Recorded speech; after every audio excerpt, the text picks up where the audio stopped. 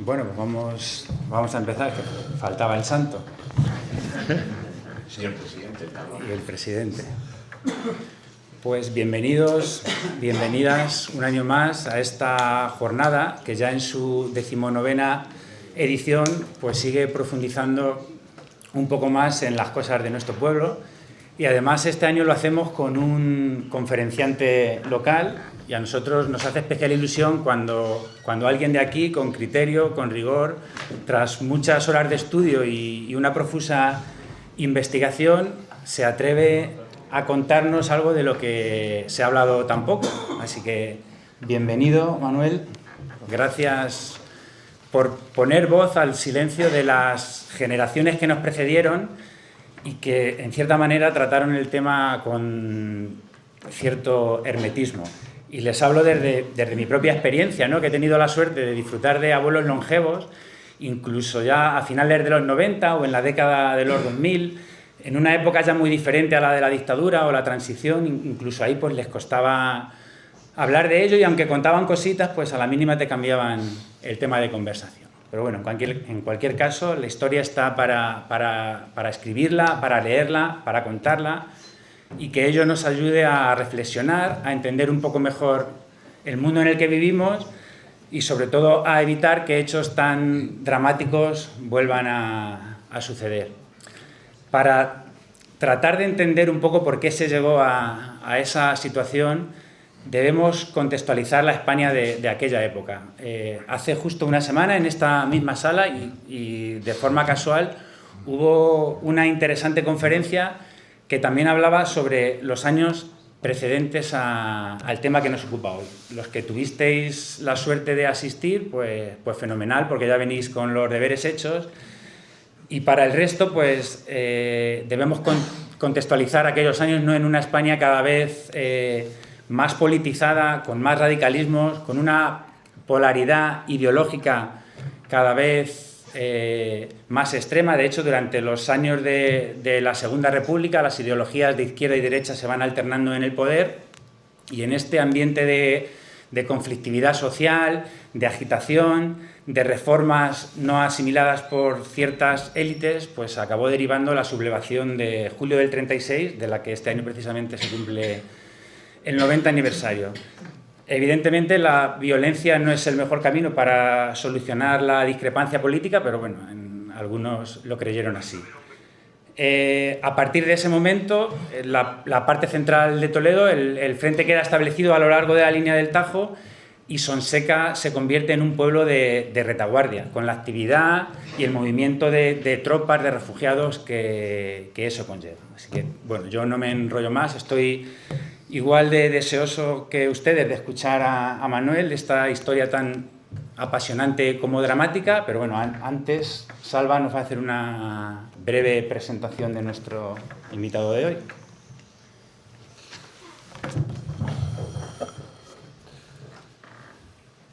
Bueno, buenas. Hola. Sí, que se me entienda. Buenas tardes, noches. Yo me lo tengo que escribir, que soy más mayor. Bueno, Manuel Sonsecano nació en la calle Los Rojas. ¿Más? ¿La rimo más? Gracias, Primitivo. Tú entiendes mucho de esto. Manuel Sonsecano, paisano, nació en la calle Los Rojas, detrás de la ermita de la Virgen. Le dio tiempo de niño a conocer el antiguo kiosco de la plaza de la música y a jugar en él a las cuatro esquinas. Os situáis un poquito. Su escolaridad la hizo en el Colegio San Juan Evangelista, el único colegio de Sonseca en esos años. Tuve el gusto de tenerle de alumno en octavo de GB cuando hice el curso de práctica de magisterio, un curso 76-77, ahora van a celebrarlo, con nivel de trabajo considerable que ha dado sus frutos en estupendas personas con responsabilidades profesionales de las más variopintas y cualificadas. A Manuel le ha dado en sus ratos libres, por ser un ratón de biblioteca, diría yo, con su Sonseca y sus gentes como motivo, telón de fondo de sus investigaciones. En la segunda jornada de estudios sonsecanos Lo digo en plural porque se nos ocurrió a Pedro y a mí programar en el Teatro Echegaray 3 días. Tuvimos el primer año mucho lleno y dijimos, pues 3 días. Ya le tuvimos disertando sobre el sonsecano más científico que hemos tenido, el médico militar Manuel Julián García Grajales Gil de la Serna, que por cierto ya le hemos dedicado una calle. Uno de los protagonistas de la expedición de la vacuna contra la viruela en América del Sur, del que había publicado unos apuntes biográficos con la ayuda del ayuntamiento un tiempo antes, y del que aún sigue investigando, ¿verdad? Al poco tiempo, viendo que estas jornadas podían tener continuidad, pues nos ofreció hablar de nuestra guerra civil.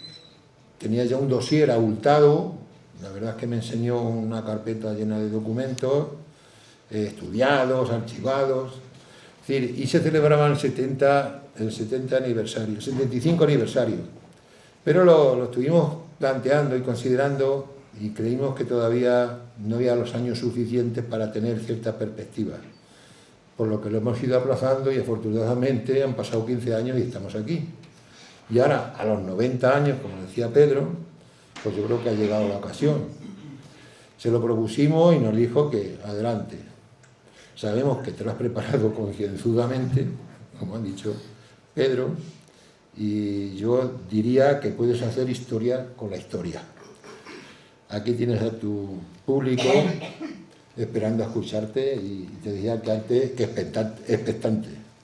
Simplemente pues te damos las gracias por tu tiempo y trabajo dedicado a tu pueblo, que es nuestro pueblo, Sonseca. Con que bienvenido. Gracias.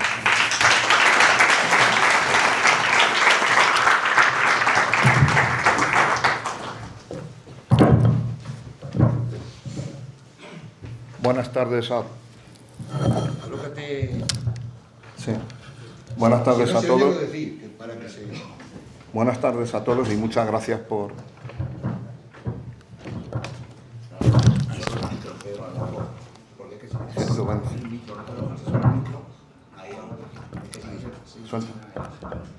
Buenas tardes a todos y muchas gracias por estar aquí.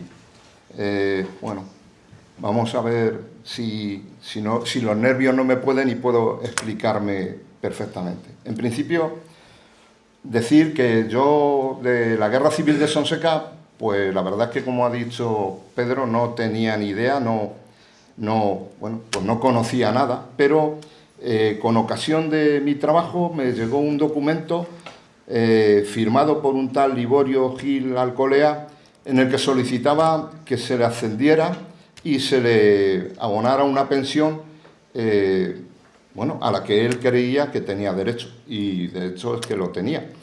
¿Y quién era este hombre? Pues era un teniente del Ejército Popular de la República de transmisiones, y en el escrito decía que él había entregado todas las transmisiones de la 36 División que se encontraban en Sonseca. Y ahí me hizo, no sé nada de lo que ha ocurrido. Y eso es el inicio de, bueno, pues de la afición o del inicio de la historia de la Guerra Civil aquí, en Sonseca. Voy a empezar desde el final y después ya continuaré. Decir que en el pueblo, de acuerdo a un informe que hace en el año 1939-1940 el sargento jefe de puesto de la Guardia Civil, el sargento Tenorio, pues nos dice qué organizaciones políticas había al principio de la Guerra Civil aquí y la gente que tenía. Deben de ser, bueno, no deben de ser, son números aproximados, pero para que nos hagamos una idea. UGT, según Medina Tenorio, tenía unos 100 afiliados aproximadamente. El Partido Comunista tendría sobre unos 40 afiliados. Izquierda Republicana, otros 50, igual que Acción Popular, y Falange tenía muy pocos afiliados, tenía 30 afiliados en ese momento, en el inicio de la Guerra Civil. Este es un documento que él hace al final. ¿Y por qué lo hace? Porque en ese momento, en el momento que él lo escribe, era el sargento jefe de puesto, pero en julio de 1936 era el cabo jefe de puesto. Bueno, pues este es nuestro pueblo con el callejero de 1934. Según Fernando Jiménez de Gregorio, aquí habría unos 5.274 habitantes, pero sin embargo la relación entre habitantes y casas era, digamos que era curiosa, porque había muy pocas casas para tanto habitante. Bueno, pues es el callejero que ahora mismo conocemos, la calle El Horno, la calle Mayor, tal. En 1935, después de febrero, efectivamente, el ayuntamiento cambia de color y pasa de ser un ayuntamiento de derechas a ser un ayuntamiento de izquierdas. Y con ello, el callejero también cambia. Ahora, si lo pueden, a ver, espero que lo puedan ver. Por ejemplo, la calle de la Unión es la calle Luis Jiménez de Asúa. Después vemos que la calle del Rosario es la calle Manuel Azaña, la calle Toledo es la calle José Díaz y, bueno, la calle Pavía es la calle Lenin. Todo lo cambian. Y en el 37, además, cambiarán también la plaza de la ermita de la Virgen de los Remedios y el Cristo. Pasarán a ser José Miajas, la Virgen de los Remedios, y José Díaz, la calle del Cristo. Aunque yo en los documentos que he manejado las llaman de forma indistinta. Si el hombre era muy de la izquierda, pues la llama de acuerdo al nuevo nomenclator, y si es más o menos del otro lado, pues la sigue llamando con las mismas calles, con el mismo nombre. Bueno, pues este es el callejero. También comentar que ya en el 1934 empezamos a encontrar en el registro civil algún Trotsky, algún Stalin y algún Lenin. De hecho, uno de los hijos del alcalde de 1936 se llama Lenin. Entonces, pues, empezamos a encontrar nombres más bien, bueno, pues de la izquierda más pura. Por cierto, quiero comentar, ninguno de ellos, o casi ninguno, había muerto. Son todos políticos de la época, no se lo pensaron mucho. Excepto Lenin y a lo mejor, bueno, y la plaza de Frente Popular, y creo que hay algún Trotsky por ahí, no se lo pensaron mucho, eran todos políticos de la época. Bueno, comenzamos en 1936, el 18 de julio. Comentar que ya existía bastante frentismo dentro del pueblo. Los chavales de izquierda solían llevar una corbata roja y los vendedores del mundo obrero la llevaban obligatoriamente, se la ponían. Así que la corbata roja era, digamos que de uniformidad, mientras que los de derecha, pues sobre todo los que eran o afiliados o simpatizantes de Falange, pues sobre todo lo que hacían era saludar a la manera romana y cantar el Caralso. Bueno, y dice Guillermo Galán Puebla en una entrevista que se le hizo ya hace muchísimo tiempo, que los guardias civiles y los chavales de izquierda pues se miraban de forma bastante aviesa. Es decir, que sí que había frentismo. Y hay también otra cosa, y es que ambos hacían instrucción militar. Es decir, los de izquierdas en un sitio y los de derecha en otro lado. No hacían, digamos que se estaban preparando para algo. Yo no sé exactamente cuál sería esa instrucción. También hay que decir que aquí tenía armas todo el mundo, los de izquierdas y los de derechas, el jefe de Falange y los jefes del Partido Comunista. Unos tenían revólver, otros revólver y, sobre todo, muchas escopetas. Pero armas cortas había, y bastante. Y aunque el ayuntamiento pidió que se entregaran, pues evidentemente no lo hicieron, siguieron armados. Bueno, el 18 de julio ocurren sobre todo dos cosas, y una de ellas, la primera, es que el cabo Medina Tenorio recibe orden de su jefe de abrir un sobre que él había recibido a finales de marzo de 1936. Un sobre que ponía como leyenda: siempre fiel a su deber. Y este sobre, lo que ya digo que lo había mandado el teniente coronel Romero Basar, jefe de la comandancia de la Guardia Civil de Toledo, lo que contenía eran las instrucciones para replegarse sobre Toledo en caso de que hubiera algún tipo de movimiento, barullo, algo de así. Entonces él lo que abre ese sobre, el cabo Medina Tenorio, y abre ese sobre porque se lo ordenan, posiblemente vía telefónica, porque era una de las formas que tenían de avisar el jefe de línea. Abre ese sobre y se encuentra que se tiene que replegar. Él no lo había leído, era un sobre clasificado, él no lo había leído, y se encuentra con que él se le ordenan que se repliegue sobre Toledo, que no se lleve a la mujer ni a la familia, salvo en caso de necesidad, y además que se dirija, bueno, que se lleve toda la munición, los libros clasificados que él tenga, y a la mayor brevedad posible a Toledo. No hace caso el cabo Tenorio porque además le da opción, las órdenes que había recibido, la última opción que tenía era, si no podía dejar a la mujer y a la familia en el lugar de residencia, pues que se la llevara. Entonces el 18, cumpliendo esas órdenes, se dirigen a Toledo. Las órdenes que además tiene son que se junta con el puesto de Ajofrín y con el puesto de Mazarambroz, y los 3 puestos se vienen o se van hacia Toledo, sin pasar por Burguillos y con mucho cuidado al atravesar el barrio de la estación, Santa Bárbara.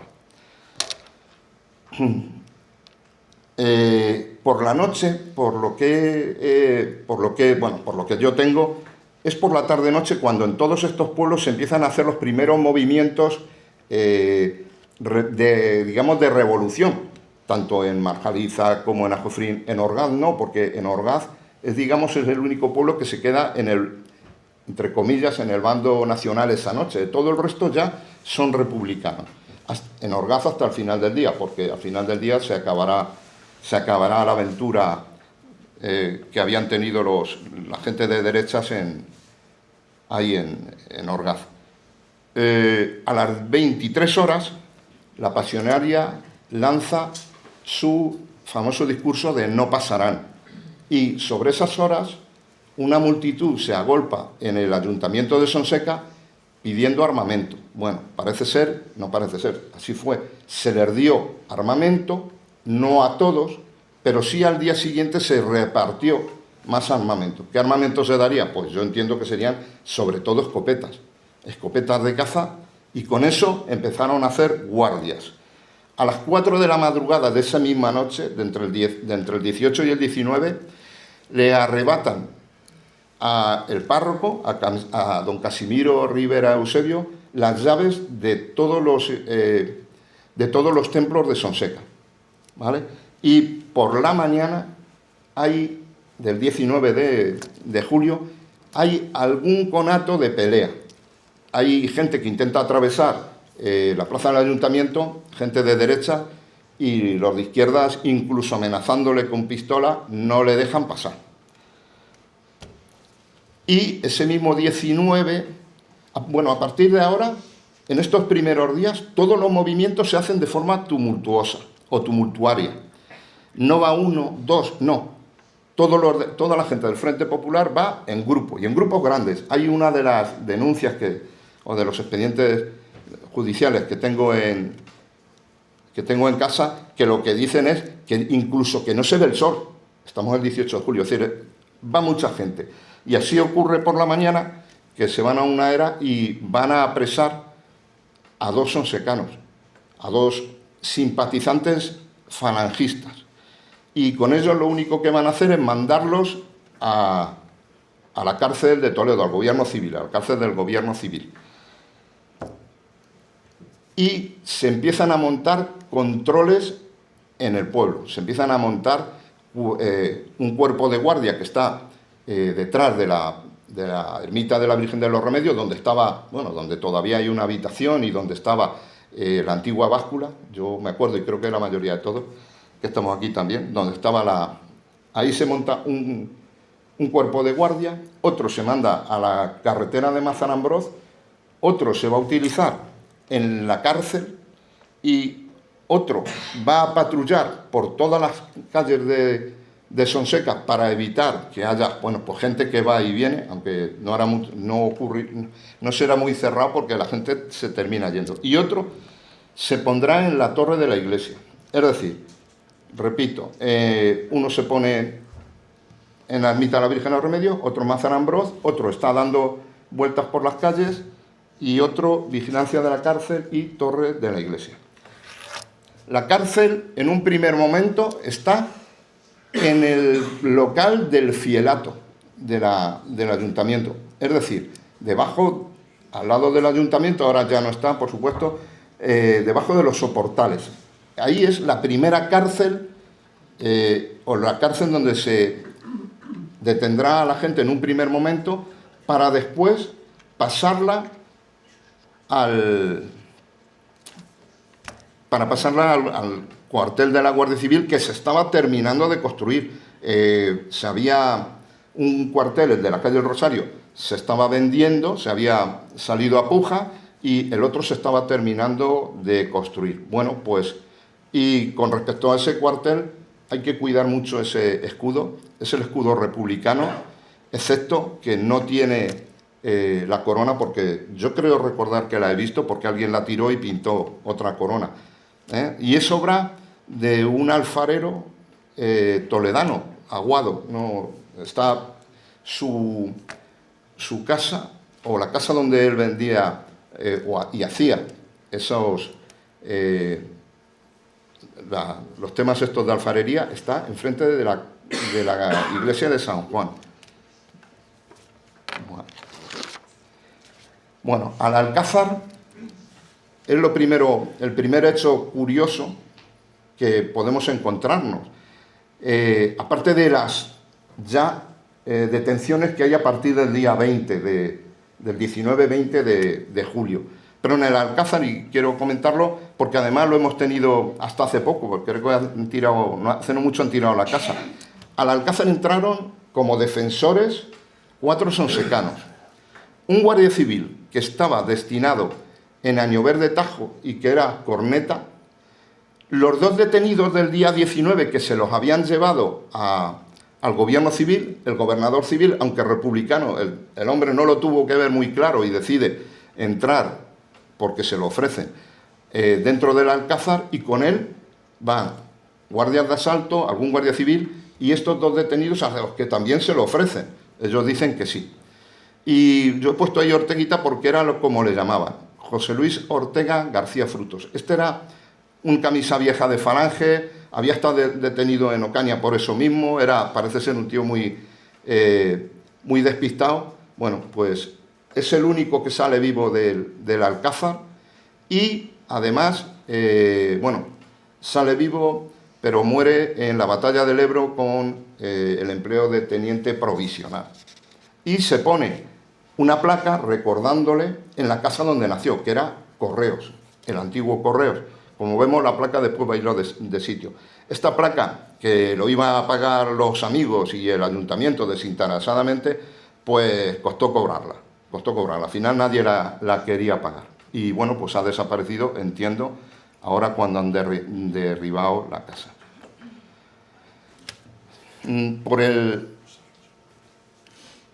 Esto es una anécdota que me mandó un compañero hace ya pues muchísimos años, y es que se encontró a este hombre, se encontró esos ladrillos o esos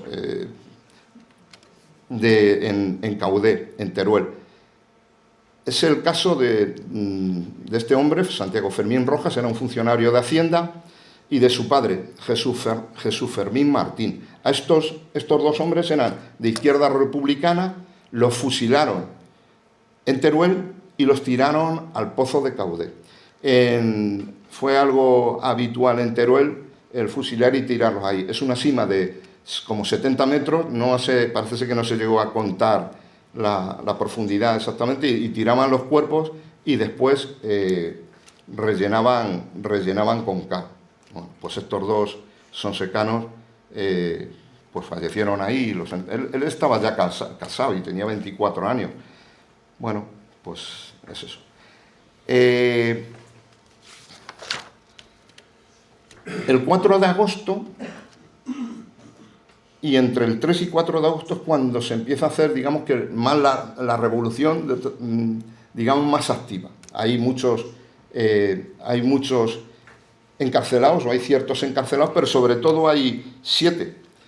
Son el jefe de Falange, el subjefe de Falange, un hijo de Falange, un hijo del subjefe de Falange, perdón, el párroco del pueblo, Casimiro Rivera Eusebio, y un sacerdote que, bueno, que se había significado de una manera, aunque sea reiterativo, muy significativo, y que había sido sacerdote militar, había pertenecido al cuerpo eclesiástico. Lo que ocurre es que con la ley Azaña, pues había tenido que abandonar el ejército y estaba aquí. Él tenía prohibido, por ley, no dar clases, y sin embargo las estaba dando, y las estaba dando en un colegio de secundaria pseudo-católico. Le tenían, en cierta manera, ganas. Bueno, pues a estos 7 personas se las llevan los recoge una unidad de la Guardia de Asalto mandada por un oficial que encima era sonsecano.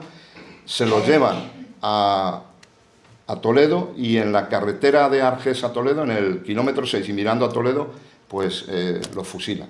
Son los 6 primeros muertos, digamos, en Sonseca o de Sonseca. Mientras tanto, pues son los primeros que mueren. Después, hasta diciembre, habrá muchas más muertes, de 1, 2, y después una más de la que hablaremos dentro de un momento. En el Cristo esa noche se lleva toda la ornamentación eclesiástica, y se rompe, se quema, se reparte, la gente se viste de sacerdote, como hemos visto en alguna película, en alguna foto. Hay gente que se llevó las casullas para hacer cortinas, o eso dicen ellos, en su casa, y hay gente que también dice que se lleva tela de pana, no sé, que estaba dentro del Cristo. Bueno, pues eso ocurrirá ese día de agosto, el 1 de agosto de 1936, pero después, a lo largo de la guerra, pues todos los templos pues serán, pues como vemos ahí lo del camarín de la Virgen, pues será roto, se le pegará tiros, se intentará tirar incluso no me va a salir la palabra, el retablo de Martínez de Castañeda. Bueno, pues será de todo.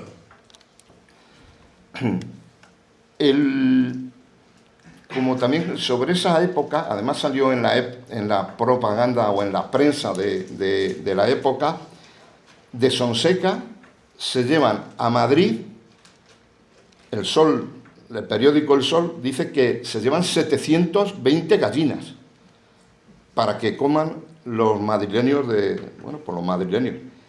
Y el periódico El Liberal, el 22 de agosto, dice que se llevan a Madrid la tercera remesa de mantas para los milicianos de la Sierra. Y alaban, los dos periódicos, alaban y ponen por el cielo a nuestro alcalde, al alcalde de Sonseca, al alcalde republicano de Sonseca. Que le tenemos aquí.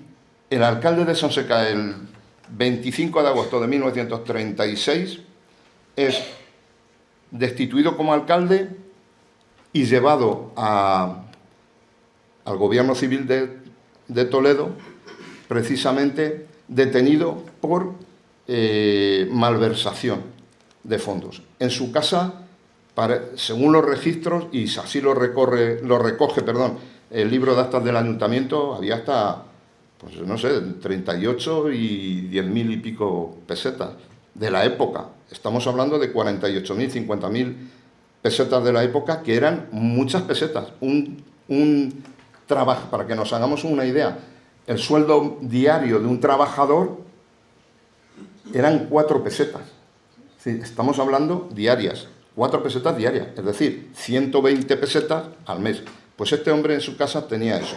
Dicen, los que le detienen, dicen que, bueno, pues que ha metido mano en la caja y ya está.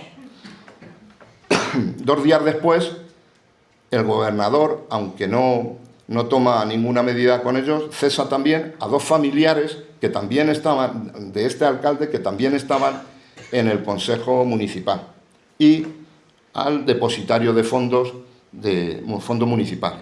Bueno, pues los cesa, pero no hace nada más. Después incluso, creo que alguno de ellos volvió a entrar en el ayuntamiento.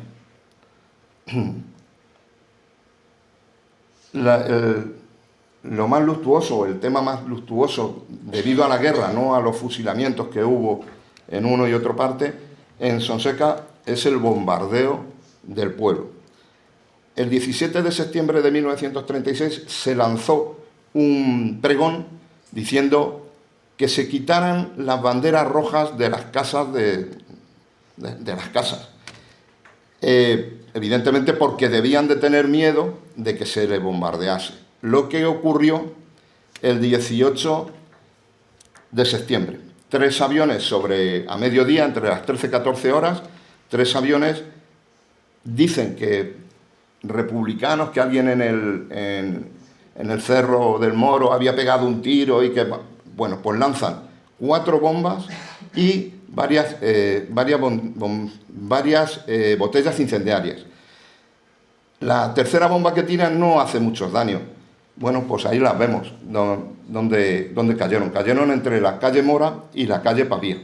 La primera cae en la esquina de la calle Mora con la calle Pavía, la segunda dentro de la calle Pavía y la tercera en la calle Nueva, pero más o menos en el sitio donde está marcado ahí. Es decir, los aviones esos tenían que ir muy bajo para lanzar esas bombas y que hubiera tan poco espacio entre una y otra.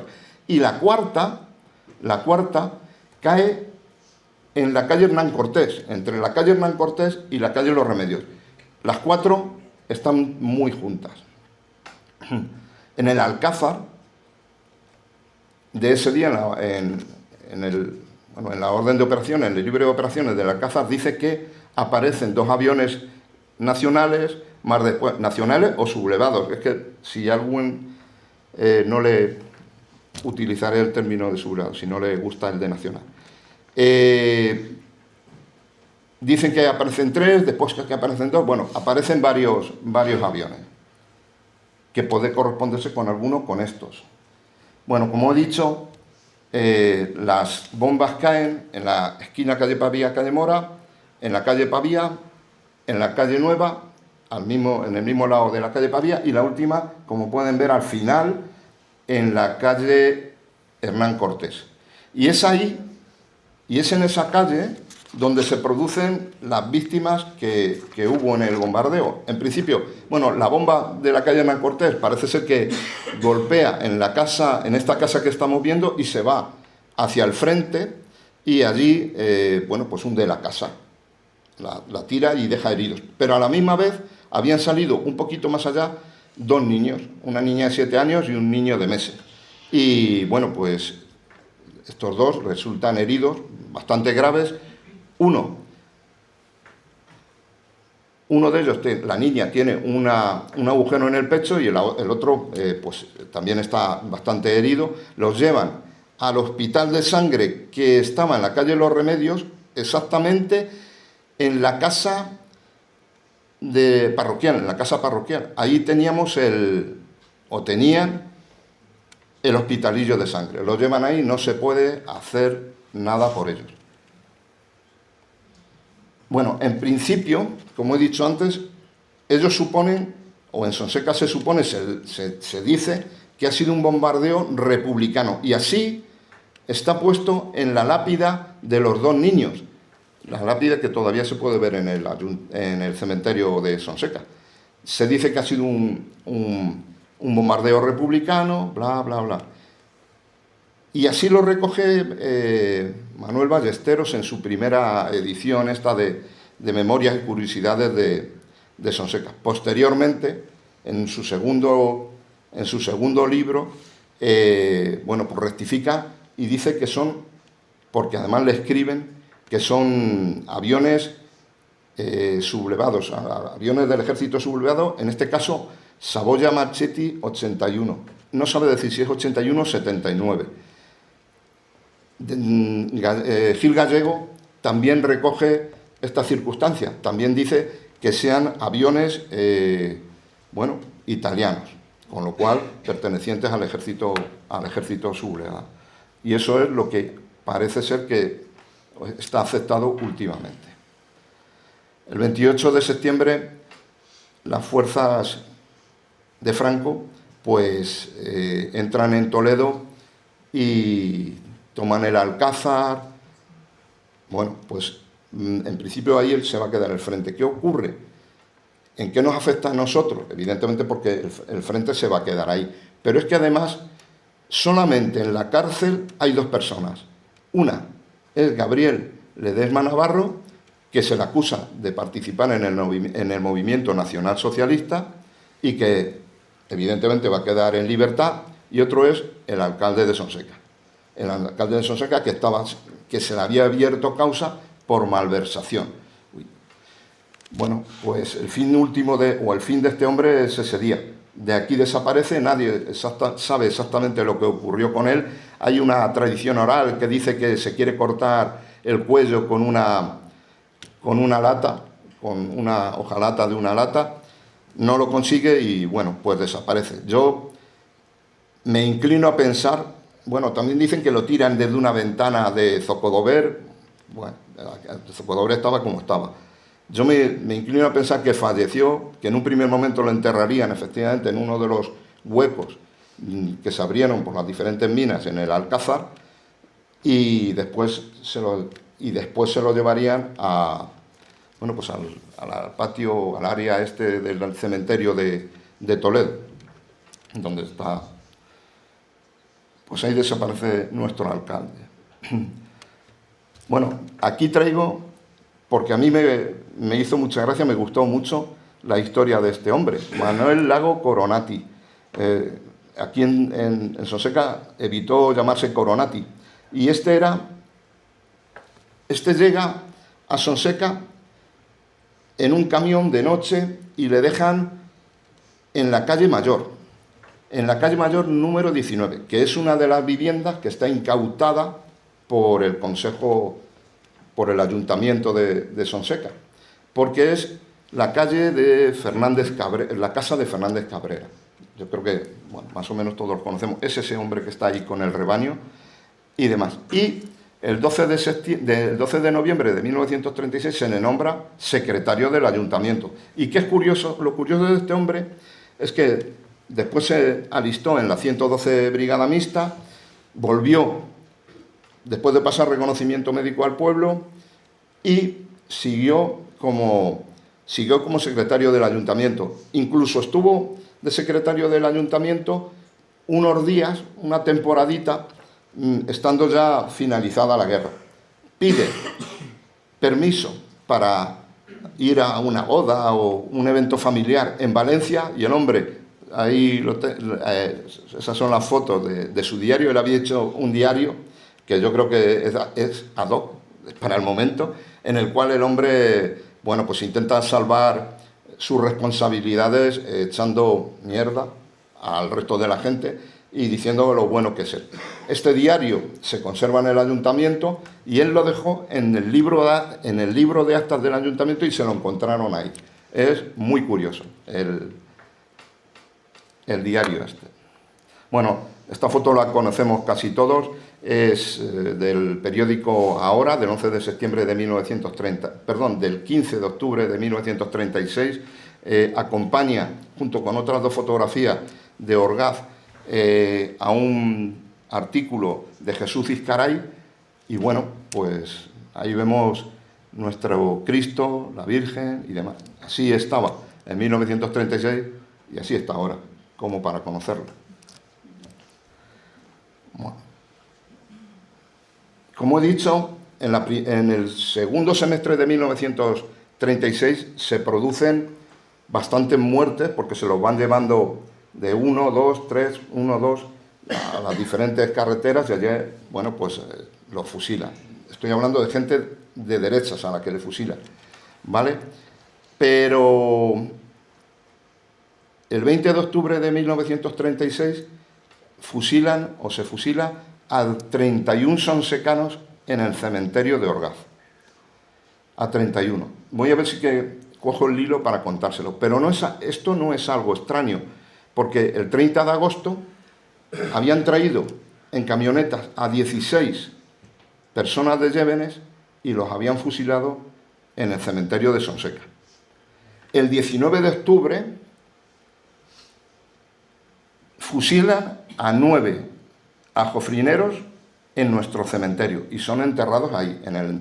El 20 y 21 fusilan a los 31 sonsecanos y el 21 en el cementerio de Ajofrín se fusila a 32 vecinos de Mazarambroz. Después, ya más alejado, el 28 de noviembre, fusilarán a 19 vecinos de Polán, aquí otra vez en el cementerio de Sonseca, de los cuales hay 5 mujeres. Y nombro esto porque a las 5 mujeres no las fusilaron, sino que las dijeron que iban hacia un determinado sitio y 2 milicianos de Polán sacan pistolas y matan a esas 5 señoras por la espalda, a esas 5 mujeres. A los demás no, fusilados y punto. Y a ver si que puedo explicar bien esto porque he dicho estos días porque hay una manera de proceder, y es que el Consejo del Ayuntamiento, un representante del Ayuntamiento se presenta o va a Ajofrín, donde tiene una entrevista con un sargento llamado Bernabeu, que estaba a las órdenes directas de un comandante llamado Morales. Y parece ser que entre ellos, y debe ser en los mismos días igual, pues dicen lo que va a ocurrir al día siguiente o ese mismo día. ¿Y por qué? ¿Y por qué digo que en Ajofrín dan las órdenes a gente de nuestro pueblo y lo uno con los demás días? Porque para ir a Orgaz hay que ir en camiones, y aquí no había camiones. Los camiones que había pertenecían al cuerpo de tren, que sí que estaba en Sonseca, pero alguien les tiene que ordenar o les tiene que dejar que se utilicen esos camiones. Entonces, parece ser que en esa entrevista con el sargento Bernabeu, con aquiescencia del comandante Morales y de otro sargento que hacía bastante... decía que él había matado a mucha gente, que le importaba poco, que el matar no le importaba mucho. Es un tal Ramón Aznar Pérez, que era valenciano. Bien, yo creo que ninguno tenía ese empleo militar, porque si eran valencianos y por la fecha que son, deben de pertenecer a la columna fantasma, que después les comentaré. El día 20, también otra cosa que ocurrió es que el pueblo se cerró por las tardes, me explico. La gente del escuadrón de caballería que había formado Jorge Iglesias se queda vigilando las salidas del pueblo, entiendo que los caminos más importantes, para intentar evitar que salga la gente de aquí. Y las detenciones esa misma tarde se hacen no de forma tumultuaria, como había dicho antes, sino 2, 3 milicianos van por las casas y van deteniendo a la gente. Hay gente que quedará en cárcel y no le fusilarán. Es el día que más muertos hay en Sonseca, en la parte, digamos, en la parte republicana. Después habrá más muertos incluidos. Bueno, pues aquí está el frente. El frente, ¿cómo estaba a finales de noviembre? Bueno, la primera parte de la guerra, pues es una guerra de columnas. No hay ejército popular ni nada parecido. Son columnillas de milicianos organizados normalmente por un militar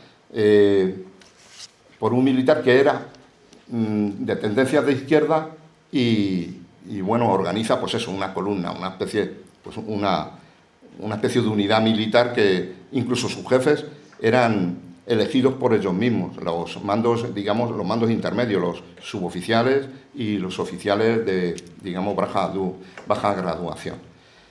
En nuestro caso, en el caso de Sonseca, quedó bajo el paraguas de la columna de Fernández Navarro.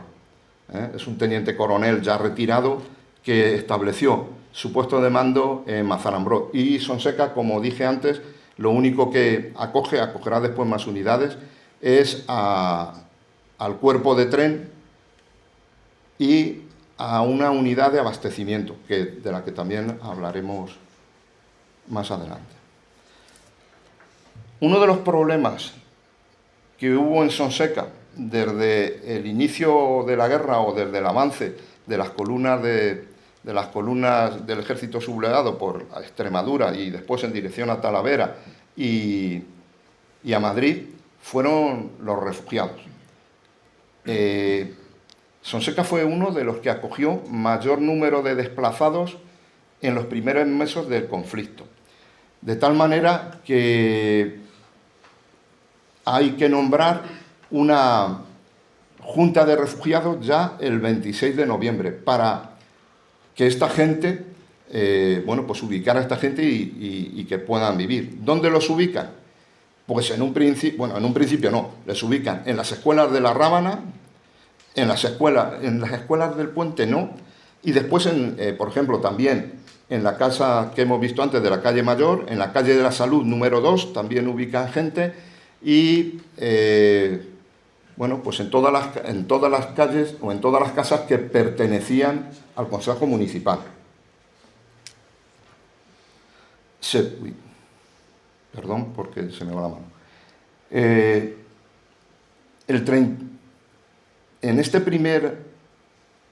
el último semestre y primera parte del mes de los meses del año 1937, pues ellos van viendo que va a haber grandes problemas, con esa gente, nombran a 20 sonsecanos o 20 personas para que hagan un censo, para saber exactamente cuánta gente hay en Sonseca, y se crea un comedor de solidaridad.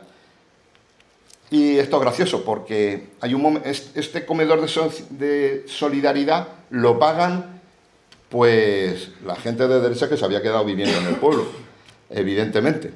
Y hay un momento en que dejan de pagar. El ayuntamiento lo que le dice, vale, no pagáis, pero cada uno se lleva a un refugiado a su casa a comer. Entonces, yo no sé si eso haría recapacitar. Si es que se producen bastantes altercados con este tema, porque también la Sociedad Femenina de Trabajadores de la Tierra, también quiere un local, y quiere precisamente un local en la calle Pablo Iglesias, en la calle Mayor. Bueno, pues ahí hay que si sí, que si no, que sí. Bueno, al final le darán otro local a la sociedad y ese se quedará viviendo con o en él seguirán viviendo refugiados. Por cierto, también en la calle de los Remedios, en el número 8 de la calle de los Remedios, hubo refugiados. O sea, estaba en casi todo el pueblo. De hecho, en junio del 37, el ayuntamiento eleva una queja ante el teniente coronel jefe de la 36 División, que se encontraba aquí, entonces diciéndole que hay que quitarse gente de en medio que no quiere tener, o que no se puede tener más gente en el pueblo. Más gente no, más refugiados. Y en marzo del 38, también hay que comentarlo porque después lo veremos en otra cosa, se traen evacuadas a la gente de derecha represaliada de Chueca, que son casi todas mujeres porque a los maridos les habían dado, pues se los habían cargado, ¿vale? Entre esos, a mí me lo contaban mis padres, o me lo contó alguna vez mis padres, entre ellos una cantante española, esta Lía Aujá, que nació, parece ser, aquí, y pues tuvo cierta fama ya por el año 1974 porque representó a España en el Festival de la OTI, Lía Aujá. Y hay un caso que yo creo que tuvo que tener aquí, pero este se está entre refugiado y escondido. En 1939 se bautiza, allá por junio, se bautiza un niño que se llama Alberto Luis Berkovich Jaimos Rodríguez Cano. Esto dicho así, pues lo único los nombres, ¿no?, que suenan a judío. Este señor después era hijo de un señor sevillano que también era descendiente de judíos, y la madre de este niño era hermana de un entonces capitán sonsecano que se apellidaba Rodríguez Cano Martínez. Después le veremos también porque, bueno, haré otras alusiones.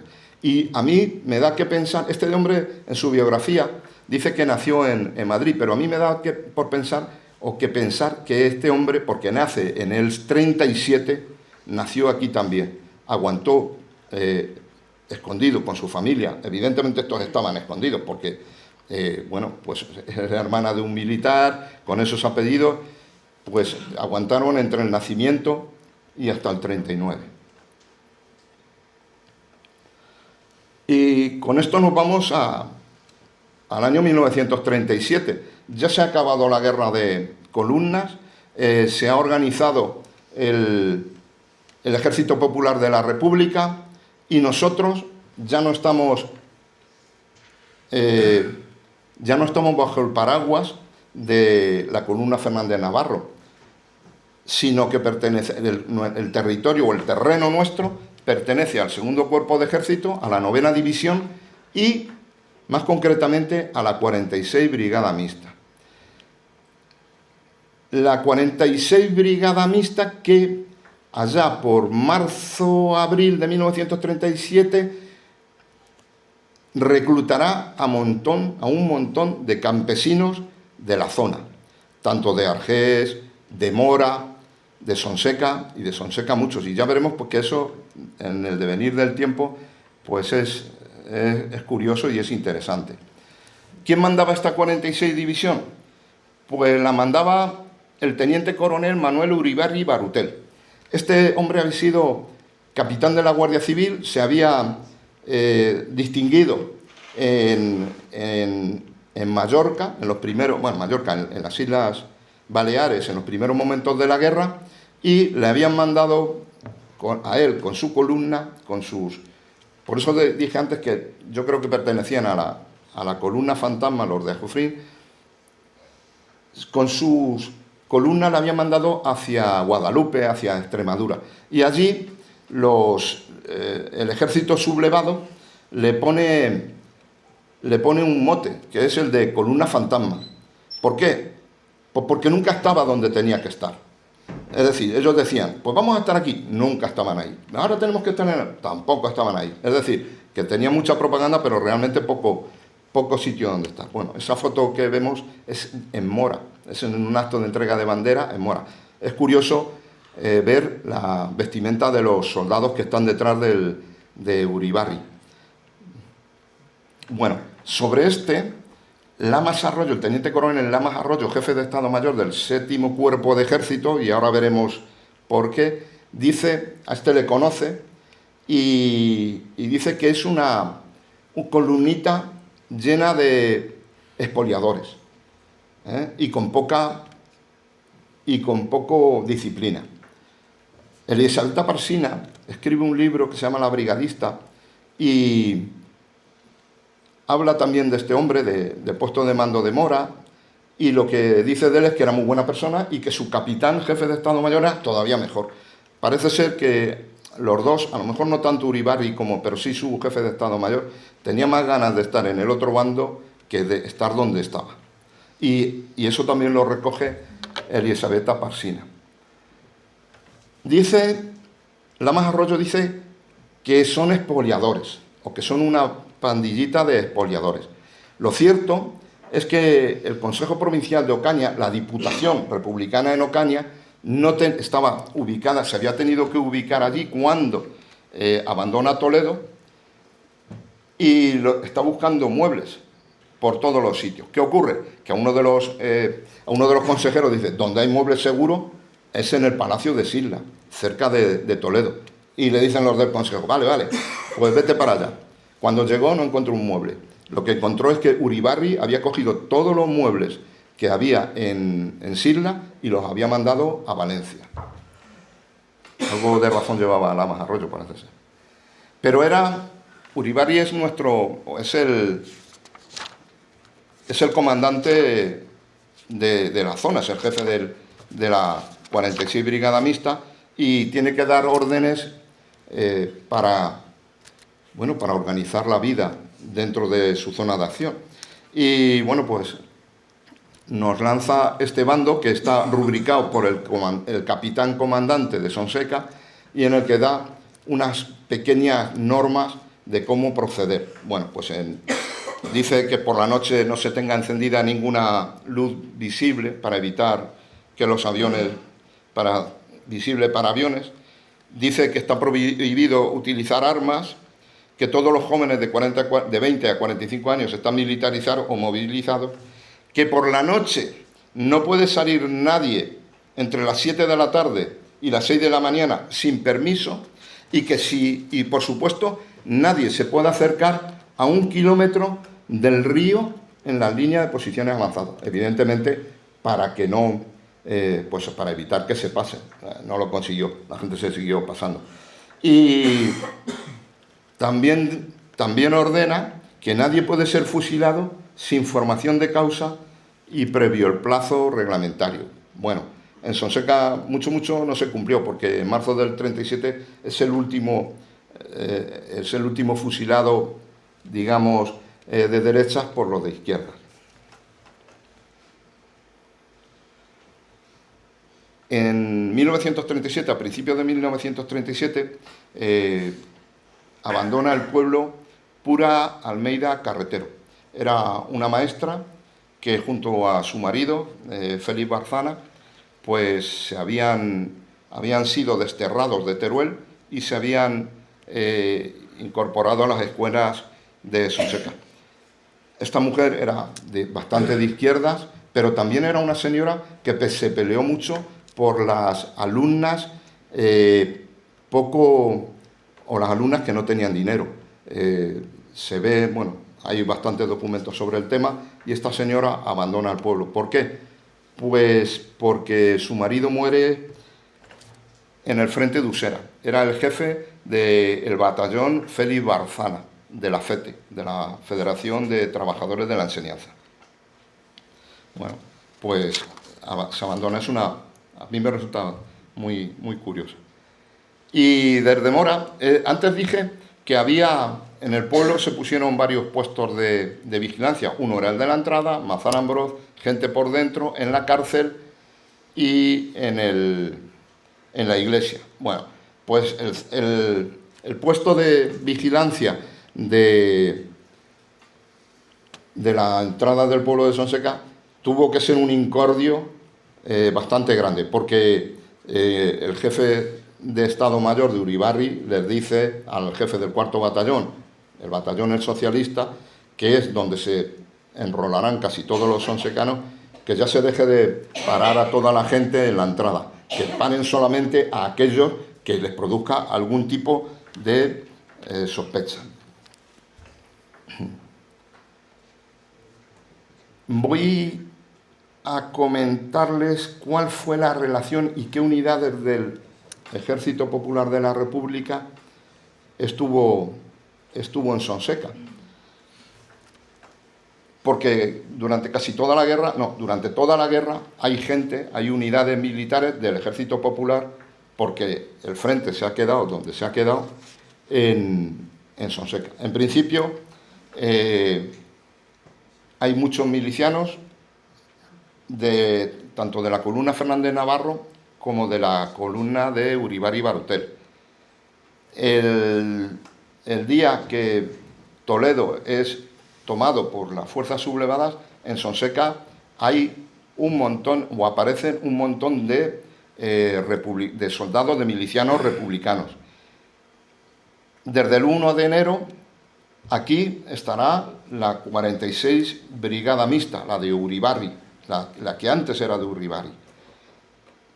Pero este es un frente que no va a ser muy activo y casi todas las brigadas mixtas que estarán aquí serán casi siempre la misma. La 46, la 113 Brigada Mixta, la 45 y la 47.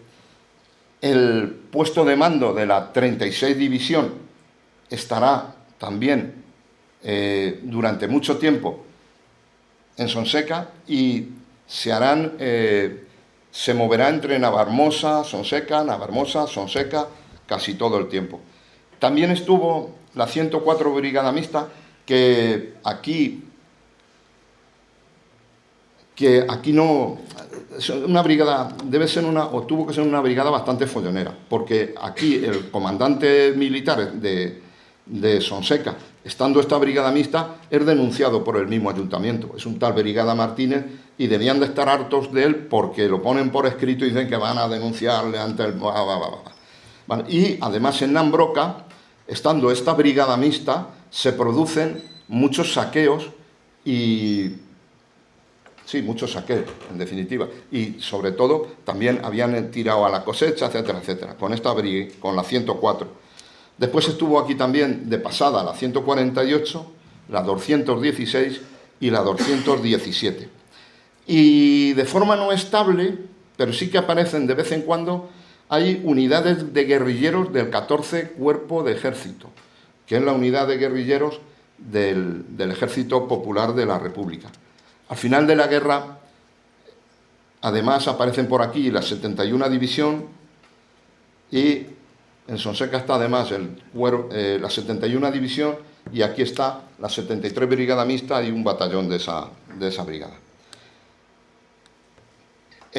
Con respecto a las fuerzas que están aquí, que tampoco lo he dicho, aquí estuvo durante casi toda la guerra el teniente Liborio Gil Alcolea en la segunda compañía de transmisiones de la 36 División.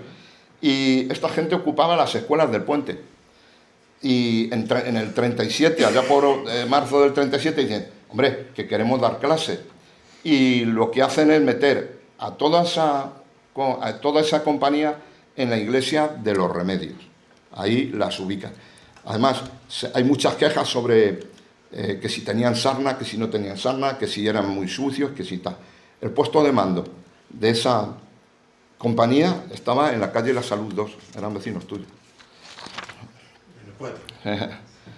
Manolo, en el 4. No, en el 2. En el 2. A lo mejor tendría otro número, pero es en el 2. En los dos. Decir que todas las iglesias de Sonseca fueron puestos de abastecimiento del ejército republicano. Y que, por ejemplo, en la iglesia de San Juan Evangelista tiraron las puertas para meter camiones. Y bueno, exactamente, evidentemente no habría un puesto de abastecimiento una vez que entró la segunda compañía de transmisiones en Los Remedios, pero sí también hubo en el Cristo. ¿Cuál fue la relación de estos milicianos y soldados con el pueblo de Sonseca? Pues hubo gente que se relacionó mucho con ellos y que incluso llegaron a tener hijos con él. De hecho, la viuda de uno de los fusilados en los primeros momentos en el pueblo tuvo un hijo con un miliciano. Hay una noticia muy curiosa de allá del 29 de marzo de 1938 que dice que Sonseca monta una división de 1000 jóvenes. Yo, perdonen, pero no me lo creo. Y bueno, mencionar también que el Ejército Popular de la República, y así lo recoge el Consejo de la Diputación y también el de Sonseca, tuvo muchos problemas para reclutar gente. La gente no se quería ir a la guerra. Y se llegó a amenazar a los alcaldes, si tú no haces todo lo posible para que los jóvenes vayan a la guerra, pues nosotros iremos contra ti, etcétera, etcétera, etcétera. Y bueno, pues también se tiró, en este caso también se tiró de los trabajadores de la tierra y de los albaniles al final de la guerra para hacer, hacer fortificaciones. Bueno, esta es otra vez la ubicación de la 46 Brigada Mixta en el flanco sur de Toledo, en el frente sur de Toledo. Decir que el cuarto batallón de esa 46 Brigada Mixta, que es el primer batallón el socialista, que es el cuarto batallón ahí, se encuentra pegado a Toledo, pero tan pegado como que está casi en el puente de San Martín. Y es que una vez que Toledo fue tomado, pues realmente se quedó ahí encapsulado. Solamente tiene dos cabezas de puente que no están unidas. Una que va por el puente de San Martín y otra por el puente de Alcántara. Pero no están unidas unas con otras. Están separadas. Pero ahí está el frente. Ahí está el frente. Bueno, pues el general Yagüe, con la autorización del general Saliquet, pues lanza un ataque el 7 de mayo. Entre el 7 y el 11 de mayo se librará lo que se llama la batalla de Cerro de los Palos. Lanza el ataque el 7 de mayo y coge a ese cuarto batallón, le cogen bragas. De hecho, son, como he dicho, milicianos que habían entrado en el Ejército Popular de la República allá por el mes anterior, en marzo-abril, y claro, no tienen nada de instrucción militar, nada. Cuando ven a un legionario o que cuando ven a un soldado regular, los hombres estos no saben contenerlos y lo que hacen es dar media vuelta y avanzar en sentido contrario, es decir, retroceden. De hecho, en el primer golpe, el ejército de Yagüe llegará hasta Argés, desde Toledo hasta Argés, y lo sobrepasará. Los soldados o los milicianos dan la vuelta y muchos de ellos, los de la zona, se van a sus pueblos, se vuelven a sus pueblos directamente, no se lo piensan. Ya digo, eso es bueno, pues han avanzado muy rápido, han unido las dos cabezas de puente que tenían ahí, han avanzado muy rápido, pero se quedan estancados ahí en Argés. ¿Qué figura tiene aquí o qué papel juega aquí Sonseca? Pues Sonseca era un puesto de distribución de municiones, de suministros de municiones, de suministros en forma general. Y tenía también, en este caso estaba ahí en ese momento estaba el puesto de mando de la 36 División y hasta aquí viene el jefe del cuerpo de ejército. Se instala aquí en algún momento y desde aquí intenta enterarse qué es lo que está ocurriendo, porque como ellos mismos dicen, es que nadie nos informa, no sabemos lo que está ocurriendo. Entonces, bueno, pues el jefe del 7º Cuerpo de Ejército es este hombre, con esta pinta tan decimonónica, es el coronel, estaba ya retirado, Arturo Mena Roig, y es un tío es un hombre muy peculiar. Siempre le gustaba llevar encima de su hombro a su mascota, que era la monita Catalina. Bueno, pues antes he nombrado a Lamas Arroyo. Lamas Arroyo es el jefe del Estado Mayor de este hombre. Y este sí que tenía ganas de pasarse al otro bando. Y él narra en su libro Unos y Otros, que incluso Uribarri y su jefe de Estado Mayor, pues también se hubieran querido pasar. Bueno, pues yo no sé si quiso. Él desde luego escribe el libro para limpiarse, porque sí que consiguió pasarse al otro bando. Este Lamas Arroyo lo que hizo, o eso por lo menos afirma él, es boicotear la llegada de municiones al frente de Argés, mandándolo lo menos que podía a Sonseca, que era el punto de suministro, y sobre todo a Aranjuez, con lo cual dice que efectivamente impidió que la batalla cayera de una forma más clara o cayera de una manera más clara en el bando republicano. También hay que decir que el frente hubiera caído si no hubiera aparecido aquí la 11 División del Ejército Popular de la República, mandada por Lister. Lister fue el que frenó todo el avance del ejército de Yagüe. Bueno, ¿qué ocurrió con estos soldaditos que se habían vuelto a sus pueblos? Pues que Lister los reúne a todos en Orgaz, y según Ruiz Casero y Ruiz Alonso, que han escrito sobre esto, pues les ofrece dos cosas: o vais o pasáis por un juicio militar, o os vais a una de las unidades del frente que más muertos tenía, que era en este caso del frente de Madrid. Lo lógico es que cogieran esa opción. Y esto es curioso porque Emiliano García Pécez lo dice mucho. Se alistaron en la 112, se alistó en la 112, no. Estuvieron en la 112 porque antes pasaron por la 46 Brigada, fueron miembros de ese 4º batallón que había chaqueteado, y los mandan efectivamente a la 112 Brigada Mixta, que estará en el frente del Pardo todo el tiempo. Y esa es una brigada que no tiene armamento para toda su gente, que no tiene tampoco ropa ni botas para toda su gente, y que aguantará de mala manera hasta el final de la guerra ahí. Yo me atrevo a decir que todos los que Emiliano dice que han estado en la 112 son gente de la 46, y de hecho en las órdenes de operaciones de la 112 hay multitud de sonsecanos, pero multitud. Bueno, en el año 37 también tuvimos dentro del ayuntamiento a la primera mujer concejal de Sonseca, María Palomar Vega, a la que en Villamaría creo que se le ha dedicado una sala, etcétera, etcétera. Bueno, pues entró al ayuntamiento porque dos concejales comunistas se fueron de él. Uno porque dimitió y otro porque se incorporaba al ejército de la República.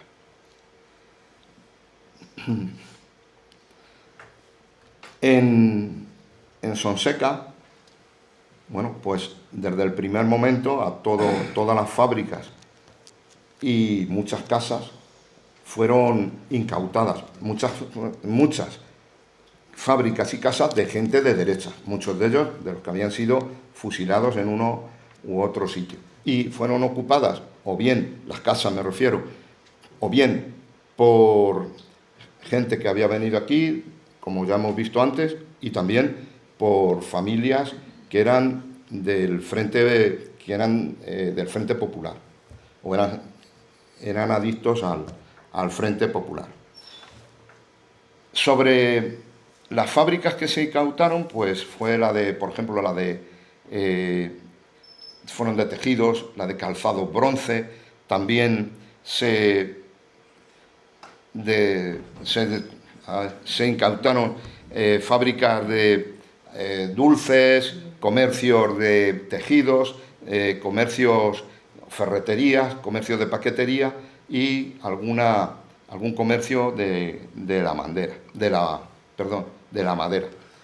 Y es curioso porque todas estas se incautan en el segundo semestre de 1936, pero en marzo de 1937 el Consejo de la Diputación en Ocaña nos dice que en diciembre el saldo de esas fábricas era de 6.850 pesetas con 50 céntimos. Y eso era en diciembre, 6.000 pesetas. Sin embargo, en marzo ya tenían un saldo de 284.000 pesetas. En 6 meses, bueno, habían hecho de todo. Lo que eran todas las fábricas, todas las fábricas en diciembre, como he dicho, 6.000 euros, y en marzo 284.000. Bueno, pues parece ser que a lo mejor las cifras no son tan exageradas, pero sí que es cierto que al final de la guerra muchas de las fábricas sí que tenían superávit. Los que dirigían las comisiones de industria, que dirigían esas fábricas, efectivamente no tuvieron que tener en un principio un ánimo de pillaje pues pues muy grande, o no tendrían que tenerlo. Uy, me voy a dar un poquito de prisa porque se me está... Bueno, en Sonseca hubo muchas cosas por debajo. Hubo gente que se fugó, no toda la gente se quedó en el pueblo, hubo mucha gente que se fugó a Madrid, mucha gente que se fue, otra gente se fue a Valencia, otra gente se fue a Ciudad Real, como es el caso de don César Pérez, que tiene una calle dedicada aquí. Hubo también mucha gente que se escondió en el pueblo, de gente que, bueno, pues que evidentemente tenían peligro de muerte. Y por aquí también pululó con bastante frecuencia un personaje que era en ese momento teniente, después ascendió a capitán del ejército sublevado del sistema del servicio de información militar, que es un tal Gallo. Y él lo narra cuando quiere ingresar para hacerse profesional en la Academia de Guadalajara. Él narra lo que ha hecho y él dice que está por aquí mucho tiempo. Es decir, que aquí hubo por debajo mucha cosa. De hecho, se pasó gente al norte, por el río, a la zona sublevada, y este hombre pues los llevó de un sitio a otro. Y hay otro caso curioso. Uno de los que escapó de Sonseca a los principios de la guerra, y además que él sabía que podía ser fusilado, huye a Madrid, entra en un laboratorio, en el sanatorio del doctor Laborí, y después se va a trabajar como personal sanitario a la casa Hutchinson, a fabricar ruedas. Y le pillan boicoteando las ruedas. Y estamos ya a finales del 37, principios del 38. No, perdón. Estamos en el año 38, no en el 37. Y lo que hacen es mandar al pueblo solicitando informes. Si el Consejo Municipal hubiera dicho que este tío era simpatizante de los fascistas, pues se lo hubieran cargado. Sin embargo, en el pueblo, el Consejo Municipal ya había rebajado mucho el nivel de denuncias y habla más o menos bien de él y, bueno, pues al final puede volver al pueblo, puede volver una vez finalizada la guerra. Y hay otro caso igual a este, otro que detienen también y que, bueno, pues que piden informes, y el pueblo, ya les digo que se había relajado mucho y, bueno, pues le dejan, puede volver al pueblo. La vida dentro de Sonseca, pues el horario de tabernas fue bajando. Empezamos, tabernas abren sine die, después a las 8, y al final, en agosto del 37, ya empiezan a cerrarse a las 2 de la tarde. También, en octubre del 37, se acordó autorizar los bailes públicos pues en el Salón del Teatro. Entiendo que en el Cine Echegaray.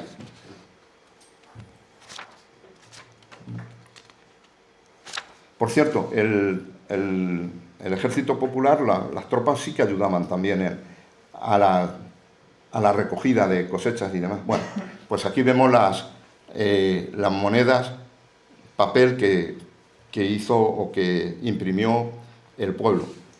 No fuimos los únicos, sobre todo los catalanes, y como vemos también ahí, Gálvez y Polán.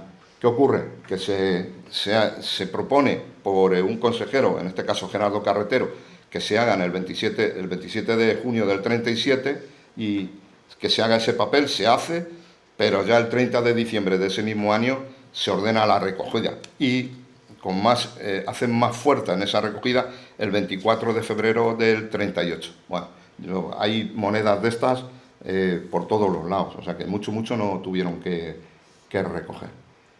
El hambre.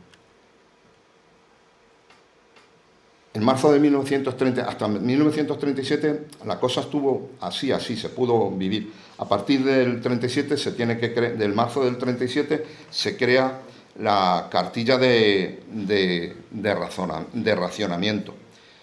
Y a partir de ahí todo va en cadena. Lo primero, se dice que se fabrique pan pero que se dé a los pueblos cercanos a cambio de trigo. Después, que no se dé a los pueblos de al lado o cercanos. Después, la carne, dicen que no hay bastante carne y que solamente se dé a los enfermos. Y con una receta del ayuntamiento. El aceite también escasea, se prohíbe de hecho la salida al público. Hay requisas por el pueblo, y se entran a las casas, ven una comida que tienen guardada y demás, y de hecho a Gerardo Carretero, que había sido un concejal, pues le quitan toda la comida que él tenía guardada, y además habla muy mal de él. Se prohíbe matar caballos, que se estaba haciendo, la Intendencia Militar lo estaba haciendo en nuestro matadero. En el comedor de solidaridad se producen ciertos abusos, el trigo está cayendo, es decir, la existencia de trigo está cayendo, y bueno, pues hay una anécdota que también, con respecto a esto de la que cuando la leí, pues me hizo cierta pena y gracia, y es que en la 112 Brigada Mixta, que era donde estaban los sonsecanos, nuestros paisanos de la 46 Brigada Mixta, pues se cogen a las palomas del servicio de colombofilia militar y desaparecen. Estas fueron al puchero fijo. Después, el peso del pan va cayendo hacia abajo, el peso del pan que pueden dar o que pueden vender, y empieza en 350 la primera vez que le quitan, y después el último pan que se puede vender en el pueblo debe de pesar como mucho 210 gramos. Lo que es, a ver, nos tenemos que hacer la idea de que en aquella época el pan era un bien de primer consumo, era lo que más comía la gente. 210 gramos es algo menos que una baguette actual, no es nada para ellos.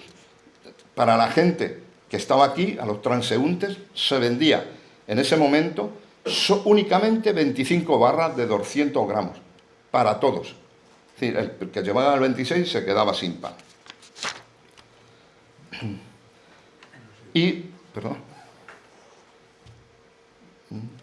Bueno, pues eso es en relación con el aceite, ocurrió igual. Y el pan, se multó a la gente que utilizaba el centeno para otra cosa que no fuera hacer pan, centeno. Y una de las soluciones que se dio para esa falta de pan fue mezclar trigo con algarrobas. En Sonseca se creó un comité de defensa de artillería antiaérea, y se pensó en hacer refugios tanto de defensa antiaérea, tanto en la Plaza Malpica como... No lo veo. En la Plaza Malpica, en la Plaza Majuelos, en la Plaza del Loteruelo, en la Plaza del Pozo Bueno y en el cementerio. Pero yo no veo la utilidad del cementerio. Yo creo que se está refiriendo al cementerio que había detrás de la plaza de la iglesia de San Juan Evangelista. A finales de 1937, el ejército de Franco ha avanzado, ya ha unido las dos cabezas de puente y se ha instalado en la casa, en el Palacio de Sisla. Esto es una foto de una fiesta en el Palacio de Sisla. Los que tienen una crucecita son gente que terminó muriendo, y la señora que está vestida con una cofia es la hija del general Quindelán. En 1938 nos visita, porque lo autoriza el gobernador civil, la Junta de Defensa del Tesoro Artístico de Madrid, que se va a hacer cargo del tesoro aquí en Toledo. Bueno, nos visita en febrero Tomás Maloniay, es un húngaro, que es el jefe de esa comisión. Viene con él. Maloniay es el que está de lado. El que mira de frente con bigotillo es Feducci, el arquitecto que venía con él, el otro que también, que está más pegado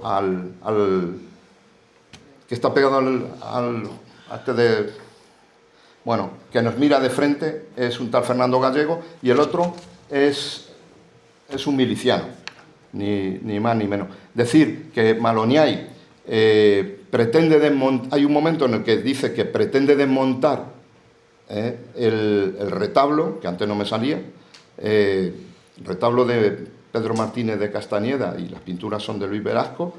Pretende desmontarlo, pero se da cuenta que si lo desmonta le va a destrozar, con lo cual en noviembre lo que propone es cubrir la parte baja con un muro. Al parecer no se hizo. También visitaron, efectivamente, Casargordo, a la foto, y se puede ver que hay una habitación que ya no está. En Sonseca durante estos años también hay incidentes. Hay gente que encuentran muerta en la casa de refugio de pobres que se encontraba junto a la plaza de toros. Yo no sabía que existía eso. Hay un accidente de moto, que me lo pasó Juan Carlos, en el que, bueno, pues un chofer de la 46 Brigada Mixta, estando en el puesto de mando de la brigada, atropella a gente, refugiados que vivían allí, a una niña y a su abuelo, y se los llevan al hospital de Jofrín. Nosotros ya habíamos perdido ese hospital. Ese puesto de mando estaba en la calle de los Remedios número 8, lo que era el antiguo molino, si no recuerdo mal. Y hay otro atropello en noviembre del 37 que nos dice mucho de cómo estaba la cosa aquí en Sonseca, porque el atropello es a las 9:30 de la noche, perdón, a las 9:30 de la mañana, en la calle Luis Jiménez de Asúa, en la calle La Unión, donde había un estanco, y había gente haciendo cola para comprar el tabaco, y había gente que estaba en grupo para comprar el estanco. Parece ser que la calle estaba más o menos llena. Bueno, pues el autobús cogió, enganchó con la puerta a tres, pilló a tres personas, y a una de ellas la coge con la puerta trasera y la mata. Y parece ser que la mujer pues avanzó algún metro con el autobús.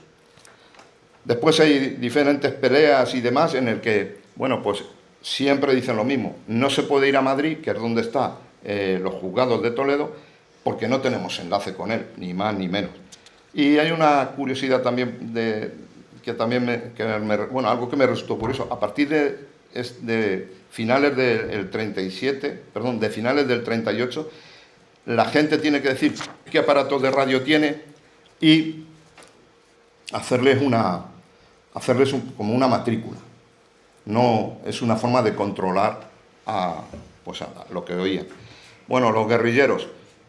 Ya hemos dicho que la gente de Sonseca pasó por la 46, va a la 112, y según dice el Estado Mayor del Ejército de Franco,